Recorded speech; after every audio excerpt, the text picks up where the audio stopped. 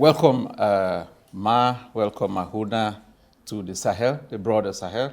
It's 2 weeks now you've been on the road. You've visited Mauritania, Mali, Burkina Faso. Now we are in Sékou Touré's own country, Guinea. But perhaps we start the conversation of why you choose to visit the region at this time. Maybe a few words, and then we would hear from Ahunna. Thank you, Njoya, and I'm very happy to be with my sister and the regional director for Africa.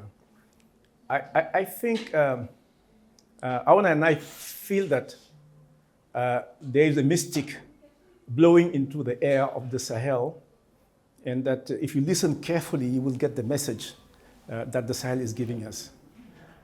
Some people feel that the convulsions that we see in the Sahel is pain. They hear the voice of pain. But you know, when you give birth, it may be pain, but it's a joy. Ahunna and I, you feel that there is joy coming out of that mystic moment. So we came to listen. That's why we had to discuss with all the stakeholders in the Sahel, the governments, the people, women and young generation, the civil society, the international financial institutions. And it is our takeaway that this region is sending us a strong message that we want to take our destiny in our own hands. We agonized in the past because our dignity has been aggressed or put under stress, and we are determined to move forwards. And asking all stakeholders, are you going to dance with us, or do you want to stay on the sidelines? Ahunna and I are evangelists we are trying to bring all stakeholders to dance with that inner Sahel that is reclaiming its strengths, its assets, and that inner Sahel, if we dance with that, the sky will be the limit. I would come back, on some of the key takeaways you've started mentioning. But Ahunna, why the Sahel? Why this visit, and why now?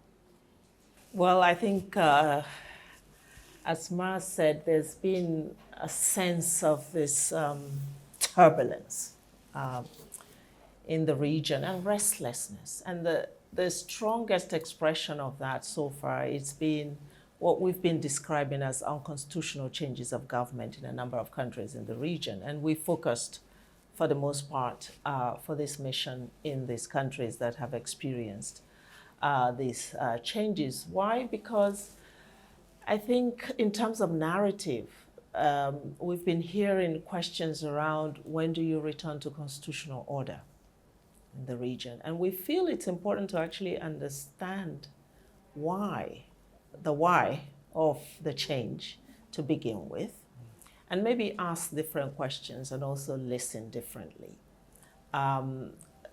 There's been a lot of emphasis on the when, and in this mission we've been looking at the how, that it's not when you return, but how you return, and whether these changes present new opportunities for us to reset these countries. For many years we've been, as development actors and others in the Sahel, investing a lot of resources. And the return on investment is nothing to write home about.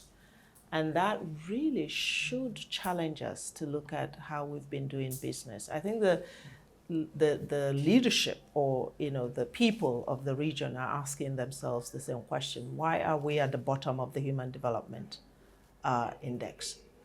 What are we doing wrong here? And the changes we see, some decide to describe as a crisis happening in the region, but we think it's actually a crisis of democracy. Democracy is in crisis and is stressed. And this change is, UNDP did a study recently, which we call Soldiers and Citizens, where we interviewed 8,000 citizens of these countries, and also the countries where democracy is still the order of the day. And what we found was quite revealing. It was, there's been a overall public celebration of the arrival of the military. And when you talk to people, they say it's not because military regimes are our preferred way of being, but because it's actually an outcry for a renewal of democracy, because democracy, the way it's been practiced so far, has failed us. It has not delivered the development goods. And so we want a change. So that's why our question on this mission has been more of the how, looking at these as moment of transition and transformation, and how we accompany those moments to arrive at a place where democracy begins to make sense to people, where it becomes meaningful in terms of their lives, the lives of their children, in terms of, the human condition, whether it's having food security, whether it's being able to go to the hospital when you're sick and get services, or learning and earning, going to school and, your education outcome being that you become gainfully employed rather than the joblessness that we see today. It's very important you've talked about finding the how. And Ma mentioned you're also on a listening tour, a listening mission. We are in Guinea, quite different in terms of the transitional posture from Burkina Faso or Mali. But you've both had the opportunity to interact at the highest levels now in these countries, at a time when, we have to be honest, the UN is still very stressful in these countries. What are the key messages, or what are the big insights that you've gotten from each of these leadership that you've met in the countries? Maybe I start back with you. I think the first one for me is this sense of reclaiming our agency. And it's not just in terms of the transitional leaders, transitional governments, it's also the people. It seems to be echoed all around that people feel like they've not been in charge of their own destiny. And this is the moment to take charge because it has cost them in terms of taking responsibility for the day-to-day running of countries. And that ownership, it's beyond just ruling the country. It's in communities, it's in the social contract that you have. Actually, this has surprised us quite a bit, that there's been an emphasis of these transitions in all the countries we've visited, but particularly in Guinea, to make the connection between state leadership and society buy-in. For instance, the Transitional Council here has emphasized a lot diversity of the team. I was quite pleasantly surprised to see the emphasis on women participation. UNDP actually supported them at their request to establish a women's caucus as part of the journey of transition. So you bring in the voices that are usually marginalized in questions of leadership. And I think that's going to make a difference. There's also been an emphasis on making sure that there is a youth voice in what happens next in Guinea, that the young people, because this is a young country, and the vast majority of the population are youthful in the sense, but usually marginalized. And it's like they have nothing to say about their future. And they have a transition that is creating space for that to happen. So this point of agency and reclaiming your agency and your responsibility for your people and remaking that sort of social contract that allows governance to be meaningful is one thing that we have found. And we're asking ourselves as the UN, how do we transform our own approaches so we're nurturing these tendencies to be more inclusive in the way we run countries? And I would come back on how do we transform as the UN our own approaches later on. Ahunna, Ma, your own big messages that you've collated from these different interactions.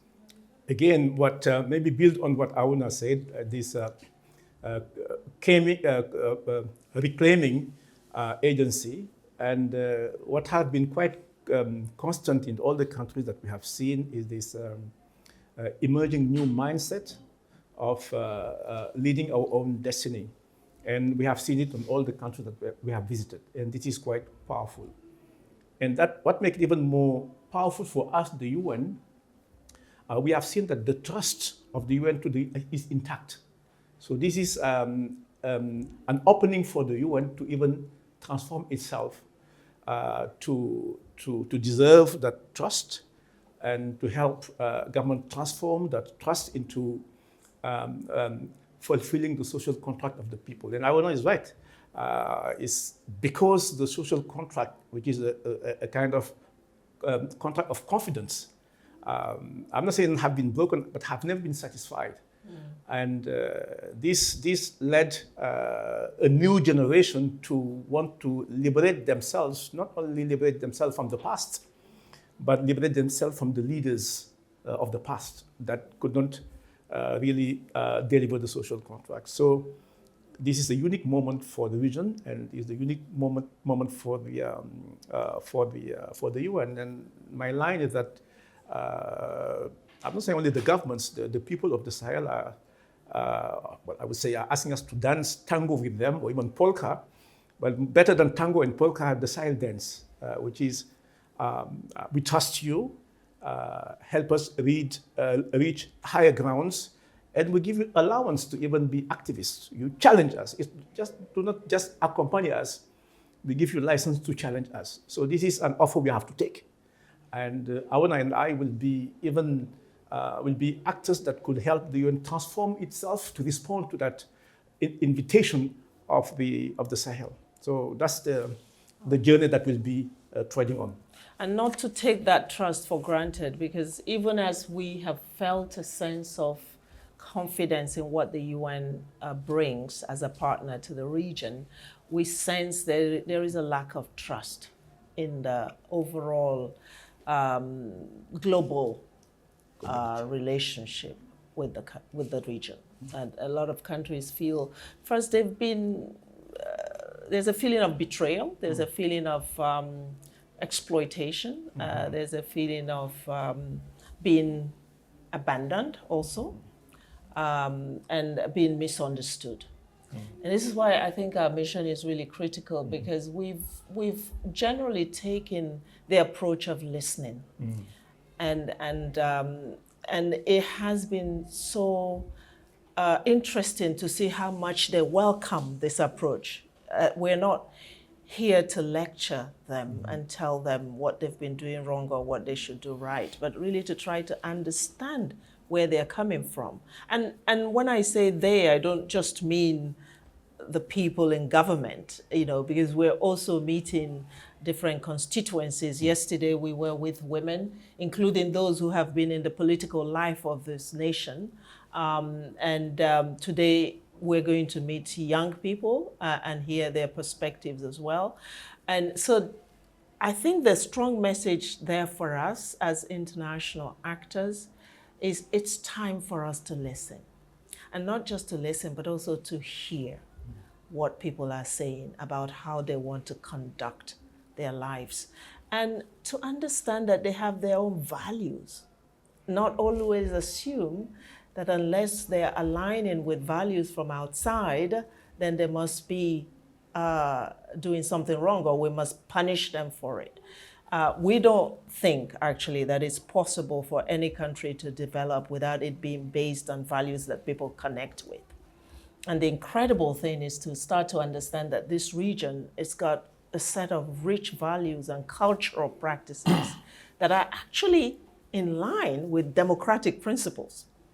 The connection just hasn't been made until now. And so we're hearing, we don't want to just copy and paste because you get in the good books of certain member states. We want to really understand how our values can help us maintain the kind of infrastructure for governance that can be sustained. You both mentioned at the outset that you also came to emphasize the need to put the accelerator on development. It's true that these countries are under some form of restriction, financial embargo or restrictions. In your conversations with the people, with the governments, how do you see us helping them put that accelerator on development when there is this huge financial burden on them? And are there avenues? Do you see avenues through which the UN can mediate, UNDP can support these countries in leveraging even on their own domestic resources at this point? Well, you have an answer to your question at the end of your question. Development can start only if it comes from within. I have never seen a development process triggered from outside. And this is a lesson that we have to learn. If you look at the history of development, it starts from within. And that dynamism or dynamics that is coming from within will bring others to follow you. And I like Ahunna saying that we are poor of our riches. We are very rich, and because we don't transform that. There is a saying in Africa, I think it's by Amadou Kourouma, who said that who gave a lessons to building on the Sage de Bandagara, that book that he wrote, quite exceptional. Say that, and it's the Sage of Bandagara is a old sage, that wisdom guy, who just said that when you have gold, don't sit on gold and go begging. Use that gold and transform it, or even sell it to others, for others will come to beg at you. This is what the Africa at large, but the Sahel in particular, it's a rich continent. And if you transform that richness, the sky will be your limit, and people will come to associate with you to even reach higher grounds. That's when they say that we can't develop because money is not there. I don't buy it. And I want to also say that AIDS, or Dieye as they call it, or offshore development aid, is only 3 to 6% of GDP, but the management of aid is taking 46% even of our attention, of the attention of government. So we have to detach ourselves from that external way of thinking that we can do development. Development has to go within. The potentials are huge here. I think the new UN should be gearing towards helping these countries optimize or exploit their own potential. That will be the value shift that the UN, I think, should pursue. You know, one of the core messages that we're sort of presenting in this region to the world as well is that we can't put a pause on development while we're pursuing all other imperatives, whether it's the humanitarian imperative, which is very important because it's about survival of human beings, or about security imperatives, because again, we can argue that without security it's very difficult to do development, or the peace imperatives. All of these are conditions that are required for development to actually take off. But it's not to be sequenced. You know, it's not that we say, we're going to pause development until we have the government system that we need. Or we're going to pause development until we've cleaned up all humanitarian needs. Or we're going to pause development until we have secured all territory in the Sahel. Actually, that is suicidal in terms of an approach, because everything else you're investing in all of those imperatives cannot be sustained and cannot be taken to scale unless you are in tandem investing in development, right? However we define that.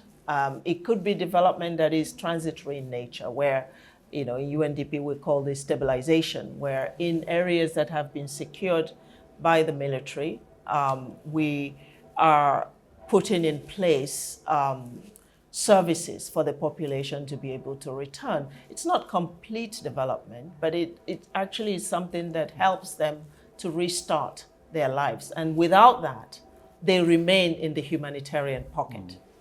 Or development that's about transformation and looking at the longer term issues of economic growth, or development that's about providing basic services and making sure that vaccination for children and education continue. Because if you suspend the learning of a child, what are you doing? You're basically arresting development for that nation, because you have, or if children are not nourished, well nourished, so that their brains are sufficiently developed for them to compete with their peers in the rest of the world, what are we doing? We are compromising the future for that country. So for us, the centrality of ensuring, of sort of reclaiming the development agenda within all of these transitions is really critical. Two last points before we wrap up. You also met with the international community, the IFIs, our member states. In your interaction with the member states and the IFIs, did you see a change or a willingness to change the approach in which these countries have dealt with, these IFIs and member states have dealt with these transitions? And if so, what is the message you would like to send to the broader member state community and the IFIs? Well, it's a good question. My feeling that everybody is soul searching in this process of resetting the way we operate. So you have all views. Some people that are stuck in the past. Some people but they are digging their heels. They don't want to move for many other reasons. And some people that are still lost in translation, but are willing to be help. And you have a group of like-minded that think that are in a listening mode and are willing to be part of the dance that I was talking about. So it's a kind of panoramic composition of the partners. But my feeling is that if we are the United Nations, right? I always say that we are not a donor, we are not a partner, we are the United Nations. So we have a duty we are referring to the evangelists to bring more people under the church of development. And that church, the choir of the church cannot stop singing. The moment you sing, you lose the tune. And development is a kind of cumulative process. And it's not a stop and go mode. You do stop and go, you may be falling into a trap. But my feeling is that with the conversation that we are having, we are searching all our path. I have a conviction that you have more and more people believing in that transformations, and it's like any kind of church or religion. You know, you start with a few convinced and converted, but as you move your ground with conviction, people will follow. I have that deep conviction that what we have started here in the Sahel, Ahunna and I, not that we are the priests of transformation, but I can read in the mind and the heart of people that we are in a new path, a path of not reinventing history, but daring our future. And the UN can be the trip captain in daring our future. Thank you. I agree with Ma. I think there's a moment here, and it's been missed by some and being understood by some. It's a very mixed bag in terms of engagement. There is geopolitics, so it's very difficult for certain member states to actually see themselves associating with some of the evolution of these changes. So here, national interest are playing out. But overall, I think we have to commend the partners of this region for their strategic patience. Yeah. Because let's face it, Mark calls it a dance, but it's been a dance of so many different steps over the years. You know, where you have this turbulence in the political environment, and you are supposed to engage at every juncture, and sometimes it's a quick succession. And so that confusion, it's sort of also playing out in the way development packages are designed. You know, you have to say, you know, you've got to become almost entrepreneurial. You know, depending on what you find on the ground, you sort of adapt yourself. And I think some partners have adapted quite well. The challenge, I mean, I think, you know, just finishing here, that the member states of the region hold the key. to what happens next.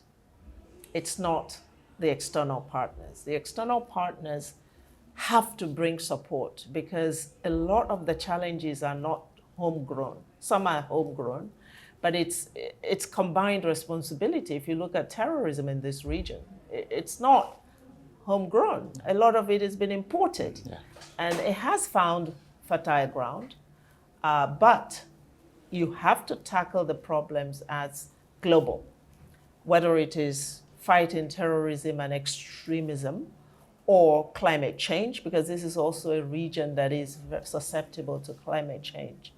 And a lot of the climate change impact is not generated from here. We know the polluters are not from here. So these are global conditions that require global collective action. So we should not leave it to the Sahelians to solve all their problems, but we should leave them to determine the pathways to finding solutions because they have the wisdom, they have the knowledge, and we should listen. But it's a relationship, it's a partnership, and it's got to be understood with respect for each side. You're leaving the region now. What Sahel have you seen, and what narrative are you taking with you to New York? The UN was born on despair after the Second World War, and then we always jump high when there is a problem to solve, and it's that we build this sense of collectiveness. And what I see in the Sahel is the transformation of a UN that should grab hope, not only reacting to despair.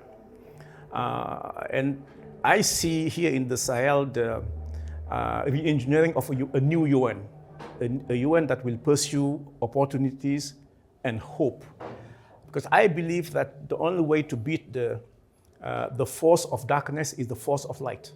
And I would recommend that the UN be not the one that fight the force of darkness, but the one that embrace the force of light. And I'm seeing that invite in the Sahel, and I would invite the UN to follow that new way of doing business. Thank you. I think we need to, as the UN, first of all, and this is to the UN country teams and to UNDP staff as well, I think we need to remain believers in the transformation of the human mind, but also of conditions that bring dignity and decency to lives, even as we see a lot of negative trends, particularly in the human development space. We hear today that food insecurity has worsened. You have communities, up to 80% of communities where people eat just once a day, much worse than the previous years.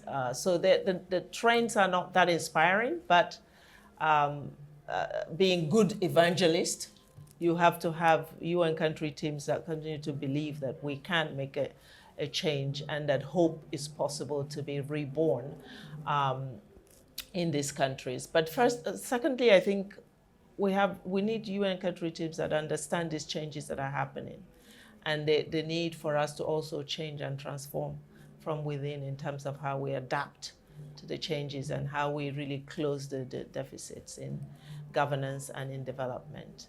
And finally, I think for the countries, they need to stay firm on their determination to control their own destiny and not be confused about it while reaching out for support. I think the UN needs direction. The UN needs to be led by the countries. And if they do it in an inclusive way, in terms of mobilizing all constituencies within the countries and show that leadership, we should align behind them. Thank you very much. Thank you.